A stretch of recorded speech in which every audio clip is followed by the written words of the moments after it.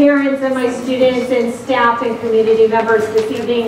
Again, we get to talk about school closure, and I know we've been through this before, and I'm looking forward to the conversation tonight to talk about how this is going to impact our students and what it's going to do for our, how it's going to impact our community. Before we get started, I just want to remind you that we have translators in the back, so if you need a headset to go back there, and that we have childcare available in rooms 1 and 2 right down here. So let's get tonight started. I would like to introduce our facilitator for the evening, Mr. Ed Mansella.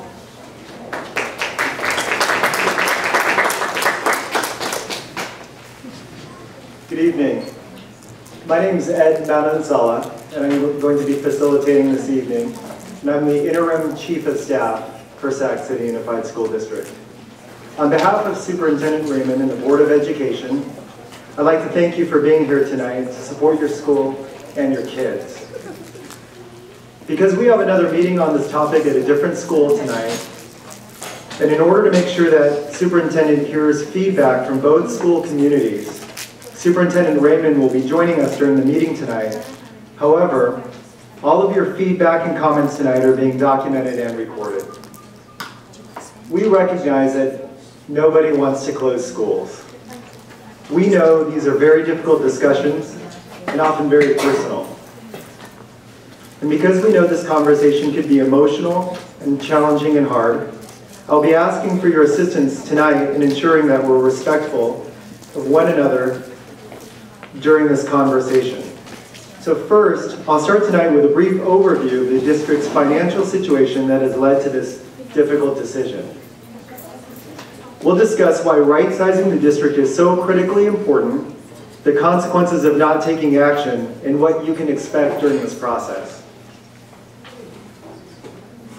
Second slide, please. This chart is from the California Department of Education. It shows that our district lost 5,479 students between 2001-2 and 2011-12. That's about 160 classrooms of kids. We've also lost at least 800 students this year, and we're projecting a loss of 800 students next year. Reasons for the decline include the aging of our neighborhoods, the lure of new homes in nearby suburbs, the recession, and the foreclosure crisis. It should be noted that it's not just our district that's losing school-aged kids.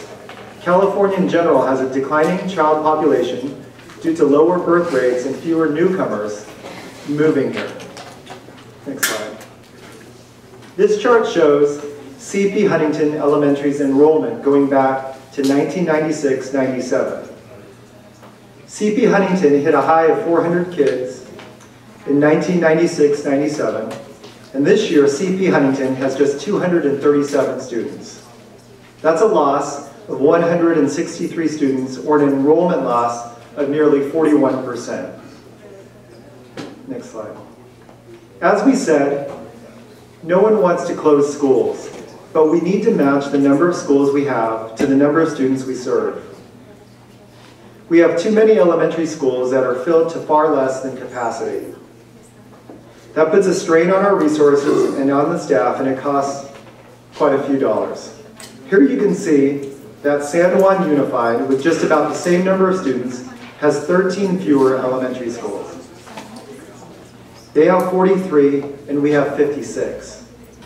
Elk Grove Unified, which has about 14,000 students more than our district, has just 39 elementary schools. Next slide. Declining enrollment makes Sac City Unified School District budget problems worse because our funds from the state are based on the number of students we serve. Because of declining enrollment, state cuts caused by the recession, and a loss of federal funds, our district has had to face 10 years of budget deficits. 10 years. That's a decade of cuts to programs, people, and services. In the last 5 years, we've been forced to cut $146 million. Last year alone, we had a $28 million deficit, and we're forced to cut teachers, custodians, assistant principals, counselors, librarians, nurses, social workers, maintenance staff, bus drivers, and adult education. We've run out of places to cut. The next slide, please. This chart dramatically illustrates the severity of cuts over the last 11 years. Since 2002-03, we reduced our spending by $216 million because of our cuts to our funding. Next slide. Despite years of cutting, we're expecting another significant deficit for 2013-14 because of declining enrollment and rising costs. If we close these 11 chronically underutilized schools, we will save approximately $2.5 million a year. If we don't close these schools, our budget will still have to be balanced. So let's look once again at what we've already cut. Next slide. Further cuts to people and services will damage our ability to provide a high-quality education to every student on our campus. Next slide. We've heard from people who say, what about Proposition 30? Wasn't that supposed to save our schools? Passage of Proposition 30 saved our district from having to make an additional $15 million in mid-year cuts this year. We were going to have to end the school year 2 weeks early if Proposition 30 failed. So we're all very happy and relieved that it passed. But even with Proposition 30, our district still faces declining enrollment, rising costs, and a strain on our resources caused by the operation of too many elementary schools. We're very likely to have a deficit next year. As for measures Q and R, those bond funds cannot be used to balance our budget. Those funds will be used to upgrade and repair your child's new school and the middle school and high schools that your children will eventually attend. Next slide. So how did your school get on the closure list? This is about our district's financial realities. No one wants school districts to make decisions based on finances, but we have to. If we don't deliver a balanced budget to the county every year, we'll be taken over by the state, ultimately. So since we're forced to make this decision based on our financial reality, that we have dwindling funds due to declining enrollment and rising costs, we use financial criteria in determining which schools should be closed. This is not a judgment about your principal, or your teachers, or your community. We know you love your school, your teachers, and Principal Benini. And that's great, you should. We simply have more schools than we can afford. The district looked at capacity and used a formula that I'll explain in a moment to create a list of the most underutilized schools. Some schools were removed from consideration for the following reasons. Schools whose enrollment will grow from the closure of another school were taken off. And priority schools were also removed. Next slide. The method we used for determining capacity was to count all teachable space in each school, including surplus classrooms that could house students but are currently used for such things as child development programs, supplemental teacher lounges, PE, prep rooms, etc. Next slide. The method we used for determining capacity was to count all teachable space in each school. Surplus classrooms that could house students but are currently used for such things as child development programs, supplemental teachers and PE programs, We removed libraries from the tally. And then we calculated capacity by using current class size limits, including smaller limits for special education classes. And we used the same criteria to determine capacity at every school. I want to repeat that because it's important. The exact same formula is used at every elementary school district-wide. The only fair way to do this is to use the same yardstick for every school. Next slide. Let's go back one slide. Using this method, we see that CP Huntington can serve a maximum 723 kids but serves 237. Next slide. We've identified 2 new home schools for students based on your address of residence, H.W. Harkness and Hollywood Park. Also, CP Huntington families will be given priority in the district's open enrollment process. Open enrollment is an opportunity for CP Huntington families to apply for spots in schools beyond your neighborhood and to apply for available seats in specialty programs. Students from schools that are recommended for closure will be given priority during open enrollment process, which begins February 19 and lasts through March 15. What do we mean by priority in this process?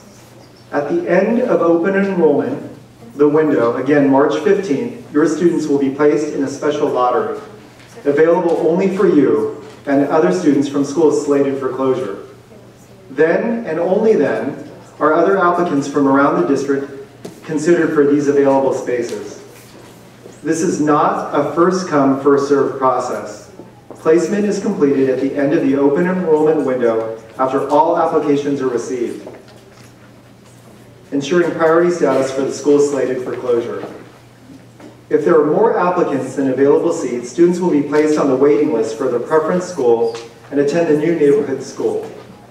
To apply for open enrollment, parents must submit an online application. If you don't have access to the internet, you can use a computer here at the school. We're also offering walk-in open enrollment registration on March 6th, 7th, and 8th, and at the Open Enrollment Center at 5601 47th Avenue. For more information about open enrollment, please visit our website at www.scsd.edu. Next slide. We know that many of your concerns about getting your child safely to their new school. I want to reassure that safety of your kids is our #1 priority in this process. We're working with the Sacramento Police Department, the SCUSD Safe Schools Office, and the City of Sacramento to ensure that all children get to their new schools safely. We're studying traffic patterns and projections and working with our partners on ways to mitigate any challenges that arise. Next slide. For all families going to both H.W. Harkness and Hollywood Park, bus transportation will be provided for students to get to their new school. We're also working with the city to identify recommended routes for getting to both H.W. Harkness and Hollywood Park. Next slide. Some of the benefits for your child at a larger school include fewer split grade classes. Class sizes would remain the same at your new school. A new, larger school would not have larger classes. More resources for additional staff and programs for your students.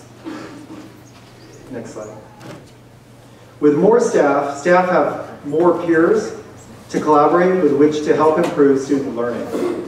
With fewer campuses to paint, clean, repair, and control, the district will be able to provide healthier, safer schools for kids. Larger parent communities provide more opportunities for parent and community involvement. There are more hands to help. Next slide. The Board of Education is scheduled to take action on this issue on February 21st. With that, I also want to welcome board member Diana Rodriguez. Following board action on the 21st, a committee will be appointed to make detailed and thorough recommendations regarding the reuse and the repurposing of closed facilities. Community input will be a very important part of the process. Next slide. We're now in the process of forming district-wide and school-level transition teams to work closely with staff and parents to mitigate any challenges and make sure everyone is taken care of during this process. The areas these teams will be focusing on include transportation and safety, supporting families, enrollment support, and school culture, among other topics. I know that there is a lot of information here, so I want to remind everyone that there are printouts at the back of the room if you want to review it more carefully. I know many of you have come tonight to make comments about this decision. We want to make sure we give as many people as possible an opportunity to be heard. In your comments and questions, we hope to hear feedback from you on how we can best support your student and family during this process. To ensure that we respect each other's opinions and time, we are asking everyone to follow some ground rules. The microphones on both sides of the room, there are microphones on both sides of the room, and please line up behind one of them if you would like to make a comment. We will alternate between these two microphones. If you need a Spanish language interpreter, please line up on the left. If you need a Hmong interpreter, please line up on your right. We ask that you limit your comments to 2 minutes per speaker to ensure that everyone has an opportunity to speak. We have a timekeeper at the front of the room, so you'll know when you have 2 minutes or when your 2 minutes have elapsed. Please allow everyone an opportunity to speak once before making another comment. If you have any additional comments to make, or if you do not wish to speak aloud, we've provided comment cards in the back of the room to allow you to provide your feedback in writing. Please be sure to write clearly and provide your name on the card. I understand that there is a lot to say, but we want to make sure that everyone has an equal opportunity to be heard this evening. If there's a question about the data in the report before you, we will do our best to answer it. However, we will not be able to answer every question this evening. We will provide responses to all of your questions on the district website this week. Each school will also post the responses to the questions. You'll notice we have staff at the front of the room taking notes from tonight's meeting so we can be sure to capture all of your feedback. We're also videotaping this meeting to ensure that we capture everything. We've also provided a frequently asked questions document at the back of the room, which will address many of your questions tonight. Since this is an emotional topic as well, I understand the urge to applaud another community member's remarks. If we can hold our applause until the end of the evening, we can ensure that everyone feels comfortable tonight and that everyone's voice is heard. Finally, we'll be ending tonight's meeting by 9 p.m. to be respectful of everyone's time and recognizing that tomorrow is a school day. We're going to go ahead and begin public comment.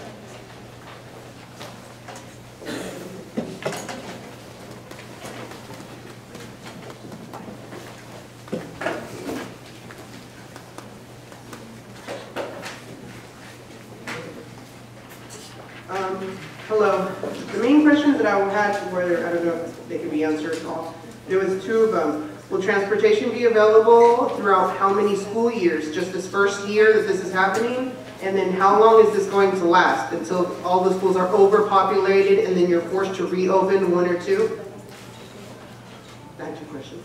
Okay, no problem. We're capturing your question. Okay. This is Spanish. So, once again, what's happening is we're capturing your questions, and then what we will do is we're going to answer your questions. Either note that these questions are being, or they're answered in the frequently answered document in the back, or we will be posting them online within the next few days. No. Thank you. Hi. My name is Angie Stevens. I'm a grandparent of 3 children that went to this school. I wrote out a little statement. Sac City Unified School District, same dance, different song. Last year, CP Huntington was slated for closure due to low test scores. Now it's slated for closure due to low enrollment. Which is it? Here you have a safe, community-supported school which generates revenue for the district because of the daycare center which is located on this campus, and the board plans to shut it both. I can't help but feel that the board has a hidden agenda in all of these closures. If it's really financial, justified to the taxpayers and everyone in this room, why an interim assistant was hired for $600 per day in this district. And what about the monies from passenger Prop 30? You kind of went over that. The only other thing I can say is these closures are going to result in racially segregated schools. Thank you.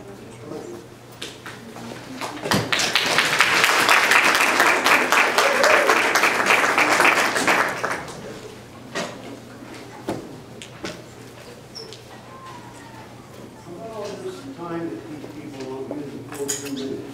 You grant that to somebody else to speak if it's 2 minutes per person. Sure. So the question is, could you go beyond 2 minutes? And it'll depend on, I mean, obviously right now there's no one else coming up to the microphone. If you plan on speaking, if you can come up, that'd be helpful. So essentially, what's going to happen is if there's others to speak, then we would ask you to go for 2 minutes, and then you can come back up after the first round. Well, my name is Max Mendoza, and I've been here since 1960. I know this school from that time. All my children went here.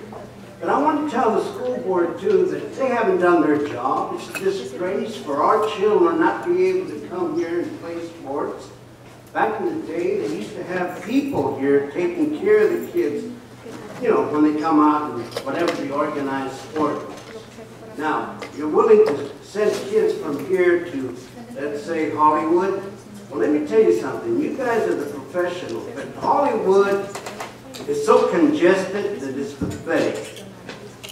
Every week when they put the garbage cans out, and I mean, it clogs the traffic. Let me tell you, it's ugly. You people that sit up there and dictate to us, you guys don't really know what parents have to go through. Now, to me, it shows a lot of bias. There's a lot of discrimination in here because most of the people that live in this area are poor people. The same thing that you're doing over there at Maple. If those people make anywhere from $25,000 to $27,000 a year, they made a ringer, so to say. You know, you guys better stop waking up, tighten your belt up, leave us alone, let the whole ship sink, because that's what's needed.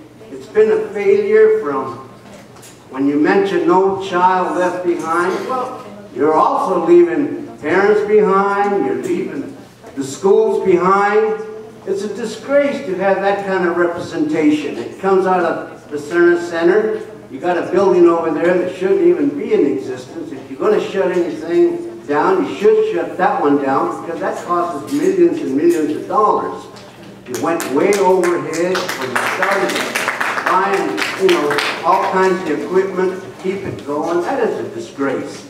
I mean, they put you in a position where it's hard for you to answer these questions, but you know what?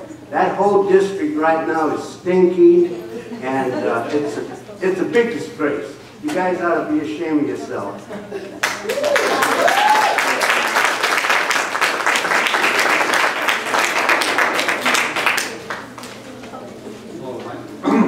Hello, my name is Frank Young, and I live in the community, and I have grandchildren going to this school. My child went to this school. Couple things I want to bring up. One, as a community person who lives a block and a half away from here, I'd like to know what you mean by maintenance of this school after it closes. I heard you say, well, we don't have to paint, we don't have to do this. Well, what about the property values around here? You let this building rot, and it affects everybody that lives in this neighborhood. So I better find some plan coming from you guys, and if you want somebody on the committee, I'll be happy to step up. Because if you think you're going to run over this community, you got another thing coming. Another thing I'd like to point out is segregation, discrimination comes in a lot of shapes and forms, and it's not all color. You're taking all the, when you look at the map, it's all the poor schools that are getting closed. Why didn't you guys take a broader view of the school system and say we have lower enrollment and do a fair assessment and say here's how many elementary schools we need and make it a more balanced approach so it's not just the poor areas that are being hit. Because public schools are supposed to be about diversity. That's why I wanted my children in public schools, because then they could learn to deal with the people they're going to have to deal with when they go in the real world. They're not supposed to be segregated. It didn't work in the 50s. It didn't work in the 60s. Separate but equal does not work. It has never worked. You know it. I know it. And so you guys better take a different view of how things are done around here. Because this is not fair to the people. And there's a lot of programs that are offered at this school. When these children get moved to other schools, are they still going to have access to those programs? Or is that school not eligible for the kind of federal funding that this school was eligible for? Then what happens? They don't have an after-school program. They don't have daycare, which is funded so a lot of the poorer parents can get their kids in pre-kindergarten classes so they're ready when they get to elementary school. How does that help your education system? Explain that to me. I'd really like to know. Thank you.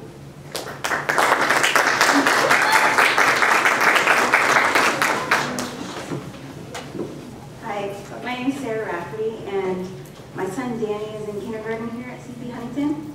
This is my first year with a child in the Sacramento City Unified School District, and my husband and I feel like we were really happy when we moved into this neighborhood. We live a few blocks away, and we have another one on the way.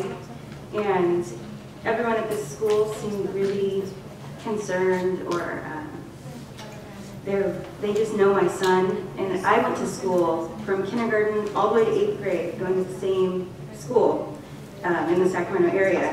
And it was such a benefit growing up with all the same teachers in the same community. And I feel like the benefits of closing this school and moving to a different one don't outweigh what he would get going to the same school.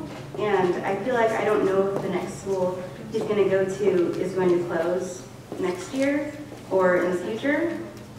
And it just concerns me that so much that I feel like I'm looking into charter schools and taking them out of Sacramento City Unified School District altogether.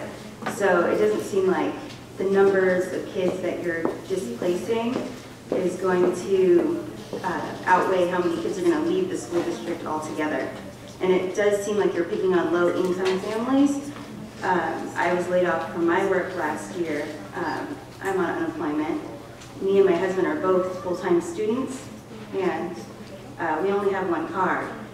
It seems like the schools that you're moving them to aren't the best, and if he can't get into a much better school with open enrollment, then we're going to have to figure things out. And it seems like the school district is really picking on low-income families. Thank you.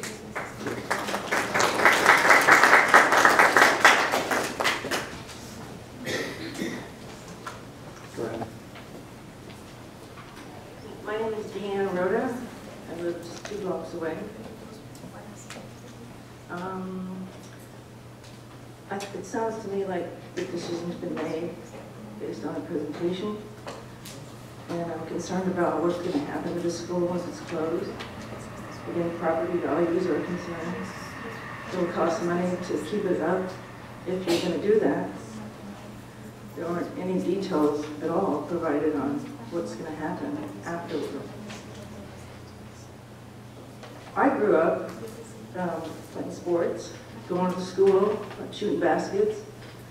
I would hope that once the school is closed, that it would still remain open for those kind of activities, sports, community support.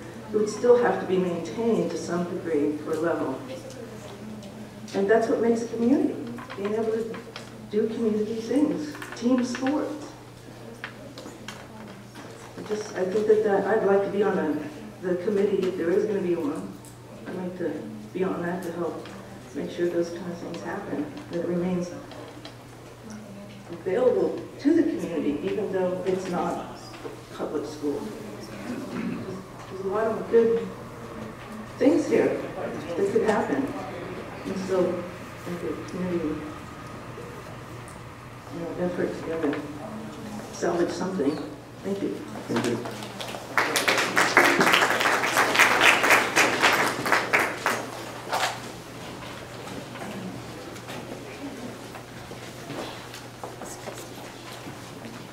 My name is Danetta Garcia, and I am a community leader. What disturbs me about today's event, and I've been at all of these events, is that at each and every one of them, the principals, the superintendents, for an answer they say, we are going to collect the data and we will provide that data to you in a few days. Well, in a few days, that's the 21st. It's past a few, it's actually a couple of days if we do the math. And what you have done is not provide a thing. What you will be doing is providing your answer to us. Now, the sad part of that is most of us that come are hoping against hope that somehow the status quo will change.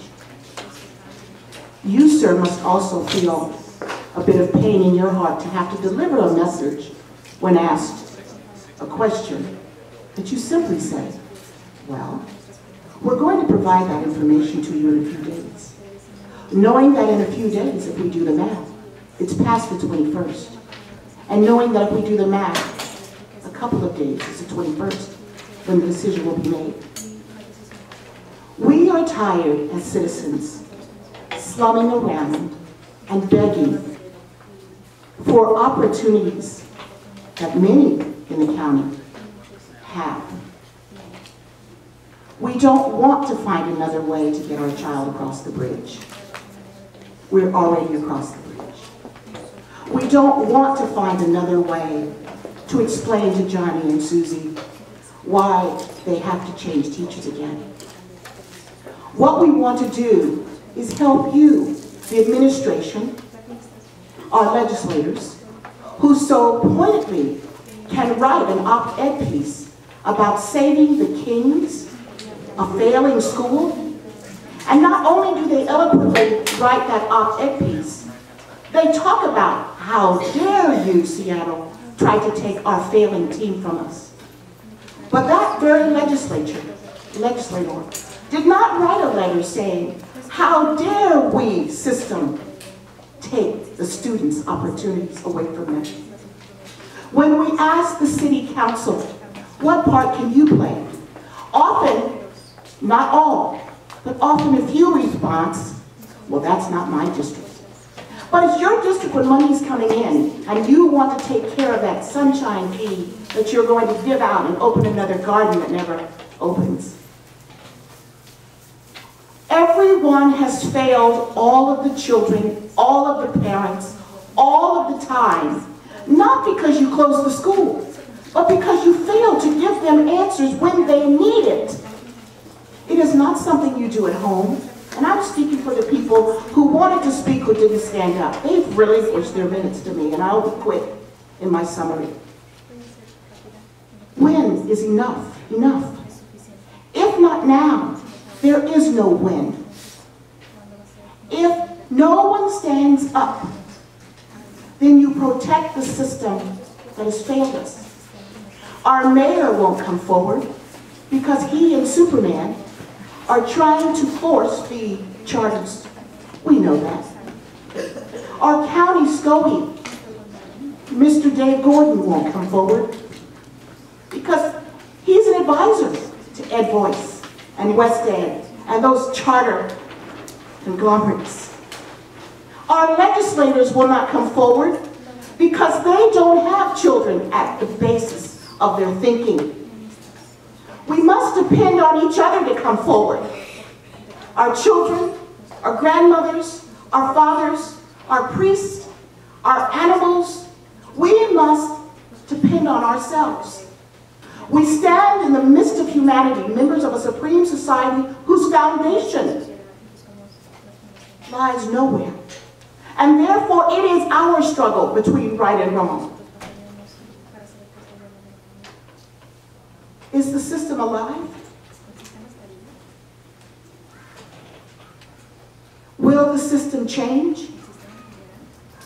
On the 21st, all of the schools are asking you is to allow them the opportunity to have time for preparation, to have time to tell their children that the system has failed, that once again you can't trust adults, because adults don't have the answers.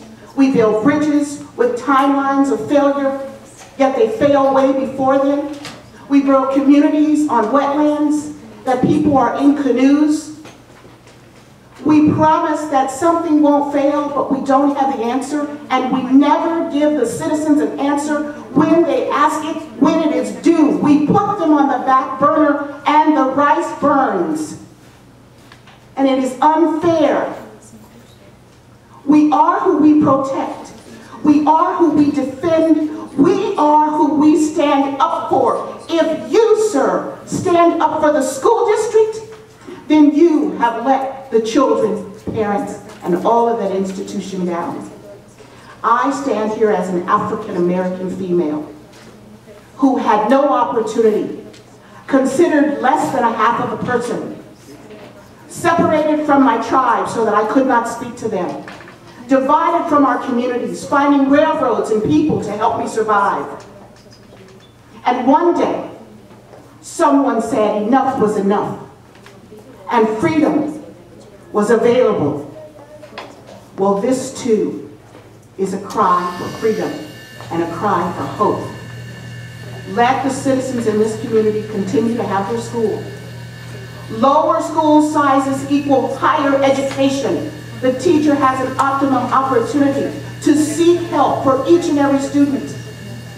Higher class sizes means my child may not get the attention they need when they raise their hand. I thank you for this opportunity. I love this community and all of the communities that have come before. We need your help. We don't need it later. We need the answers. We need them now. You have the courage to step out of the box and answer some questions. And then let the people judge your character. Don't stand beside no answer. Give us some answers tonight. I thank you for your time and your consideration. Thank you.